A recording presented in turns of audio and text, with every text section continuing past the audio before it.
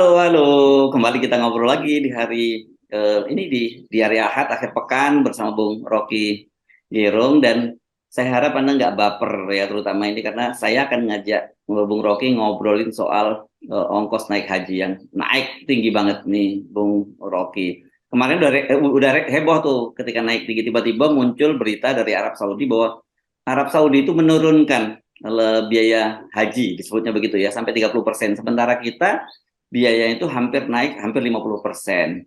Nah, ini yang sekarang jadi rame sekali gitu, meskipun kemudian Kementerian Agama menjelaskan oh yang naik itu yang turun itu pelayanan haji yang disebut Arafah Mina.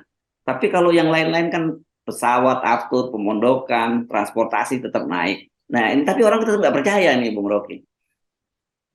Iya, kan haji itu dikelola negara untuk menyederhanakan prosedur yang rumit kalau harus langsung berhubungan dengan Arab Saudi sebagai penerima tamu haji ini.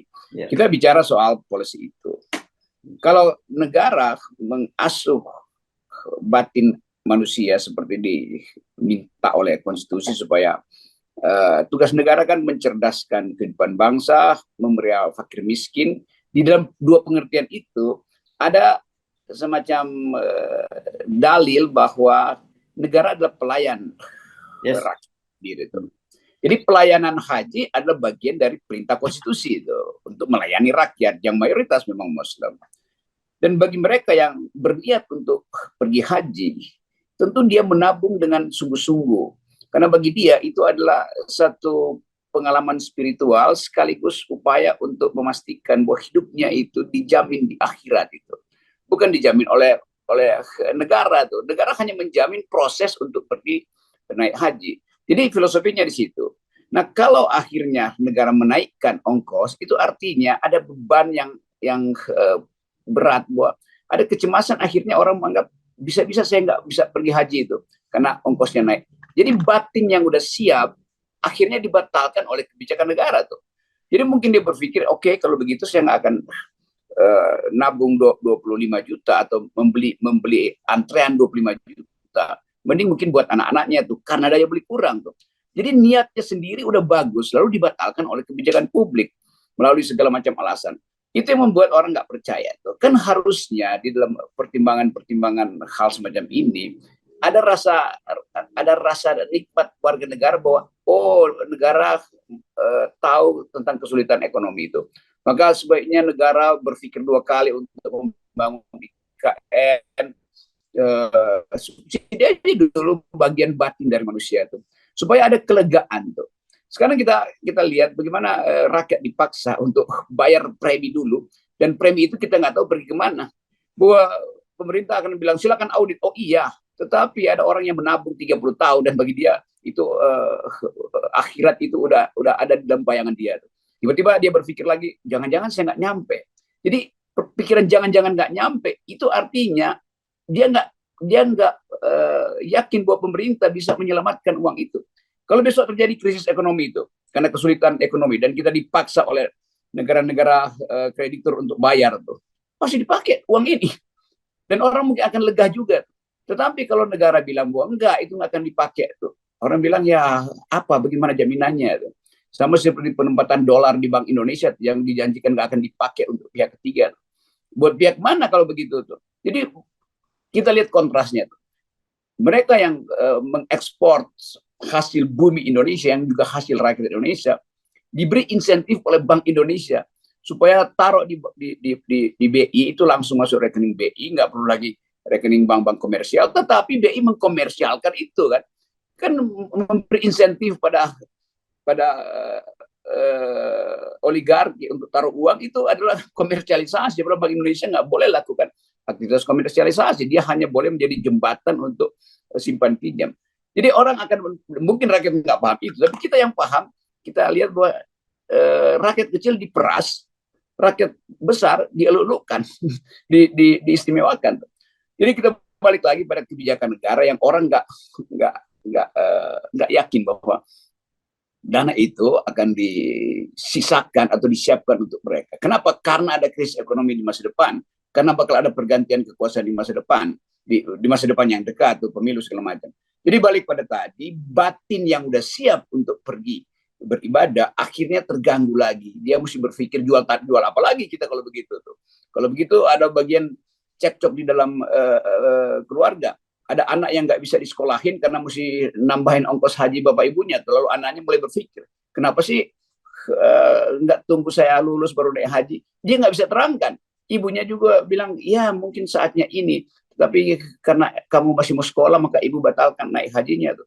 Jadi bagian ini masuk juga dalam pembicaraan keluarga, bukan sekedar kebijakan yang diputuskan di kabinet. Memang ini agak apa ya? Ini memang absurd juga ya saya kira situasinya. Karena banyak juga seperti saya sebutkan tadi, ini ekonomi kita kan sedang sangat sangat memburuk ya. Semua kebutuhan-kebutuhan naik. Saya kira gitu kan. Kebutuhan-kebutuhan sehari-hari mungkin orang bisa baku atur lah gitu ya. Sudahlah kalau memang konsumsi sehari-hari mesti dikurangi, bisa diatur. Tapi ketika mereka ini kan kalau bagi orang-orang tertentu yang ekonominya berat, haji ini betul-betul apa ya, the ultimate goals gitu ya. Itu yang jadi persoalan, Bung Rocky. Ya, itu istilah yang tepat sekali hari ini. Ultimate goal, ultimate ideas, bahkan jadi absolute ideas itu. Jadi kalau kita semua situasi di mana ada pilgrimage, ada ibadah di mana perlu perjalanan panjang, perlu persiapan mental, perlu persiapan batin. Jadi keindahan rohani itu tidak boleh dibatalkan hanya karena kalkulasi ekonomi itu. Yes. Kan orang pergi supaya batinnya jadi lega dan dia pulang dia menyebarkan rasa batin itu pada tetangganya, pada lingkungannya. Lalu terjadi keakraban sosial. Jadi menaikkan harga haji itu seperti menganggap bahwa haji itu cuma turis biasa tuh.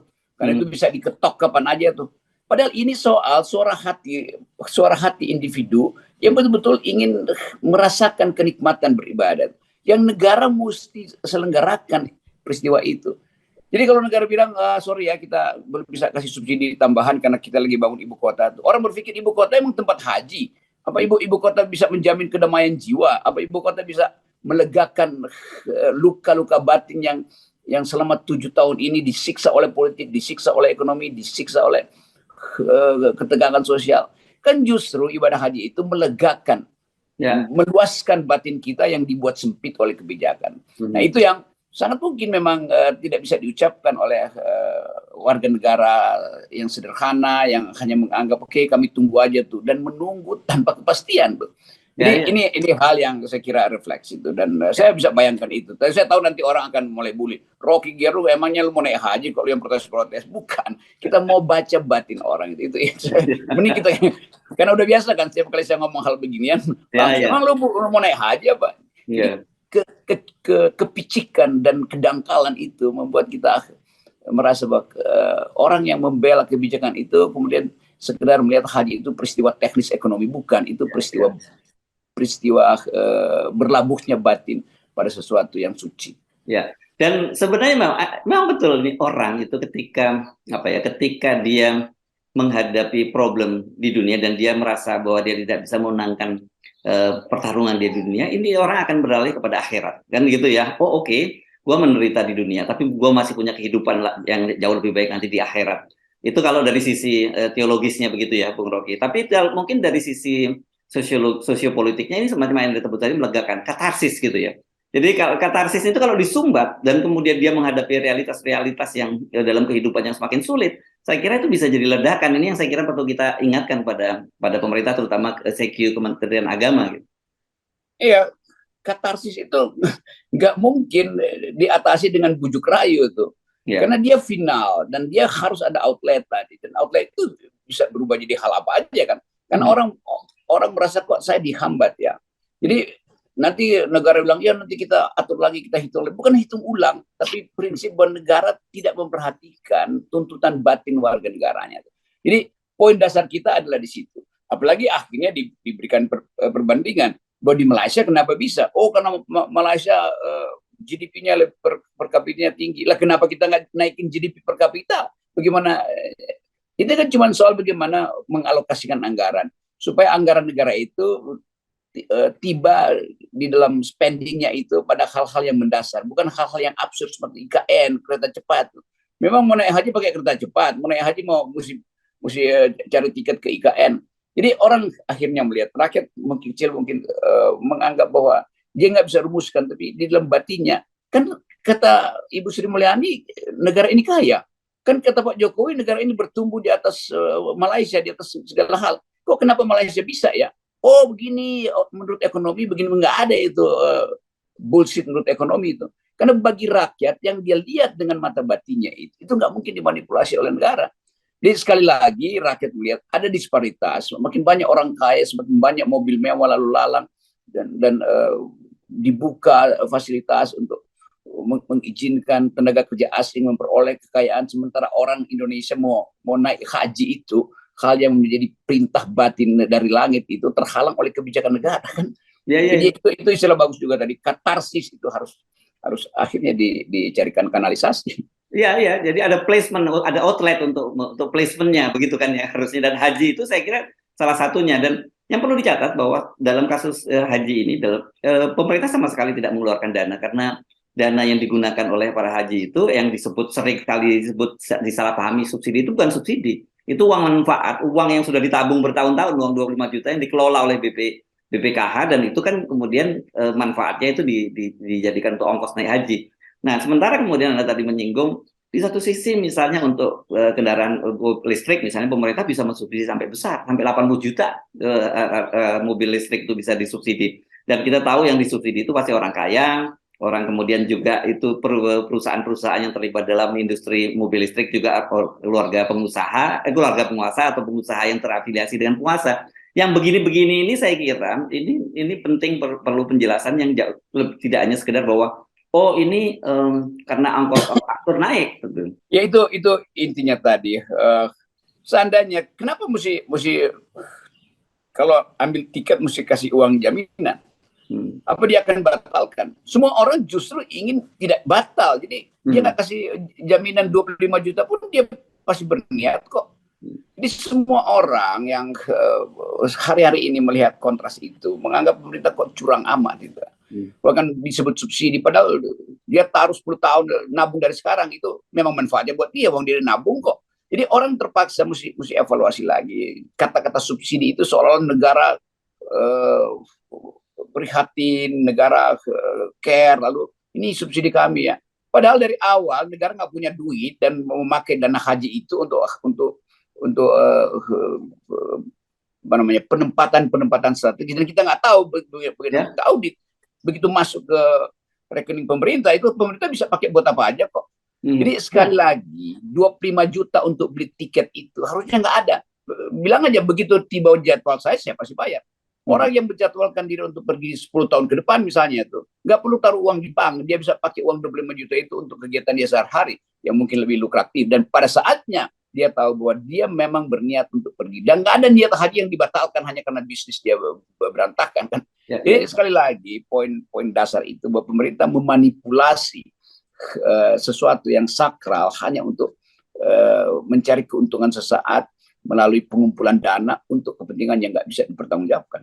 Ini hati-hati ya, karena ini baru usulan dari Kementerian Agama, dan saya kira kita akan melihat bagaimana menunggu sikap dari para anggota DPR. Saya nggak mau menyebutnya wakil rakyat lagi, Bung Rocky, karena sementara ini kita sebutnya sebagai anggota DPR, karena mereka realitasnya lebih mewakili kepentingan partai ketimbang mewakili kepentingan rakyat gitu. Ini tergantung bagaimana para anggota DPR, apakah mereka menyetujui atau tidak, apakah mereka juga peka ada persoalan-persoalan serius pada masyarakat kita, ditambah persoalan haji ini bisa menjadi satu ledakan yang berbahaya. Ya memang dia bukan anggota, bahkan bukan anggota DPR, dia anggota kabinet yang ditugaskan di DPR. Karena semuanya dikontrol dari kabinet kan. Jadi sekali lagi kita tahu bahwa kita memberi kritik pada kebijakan publik, dan itu dasarnya adalah perintah konstitusi supaya awasi kekuasaan itu, supaya dia jangan rampok rakyat dengan segala macam alasan.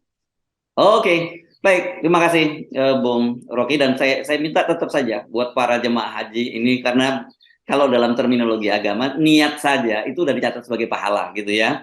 Jadi atau tidak berniat baik saja sudah jadi pahala. Mudah-mudahan saja tetap Anda semua apalagi yang akan berangkat berhaji dalam waktu yang dekat ini diberi kelancaran gitu ya, dan tidak batal gara-gara tiba-tiba pemerintah naikkan hajinya sangat besar, dari sekitar hampir 40 juta menjadi 69 juta. Ada 29 juta itu kalau satu keluarga misalnya 2 orang, itu kan angkanya sangat besar dalam situasi sekarang ini, Bung Rocky ya. Betul, dan niat itu adalah niat warga negara yang tulus. Yes. Dan ketulusan itu justru yang akan membuat persahabatan antara warga negara tuh. Dan itu yang nggak ada di dalam otak pemerintah yang kosong. Yes, oke, terima kasih. Tapi kalau ini bukan simbol kosong ini adalah simbol 0%. Beda ya. Ini bukan otak kosong. Otak isi penuh ini, ya. Ini yang harus penuh di dalam pikiran warga negara. Oke, thank you, Bung Rocky.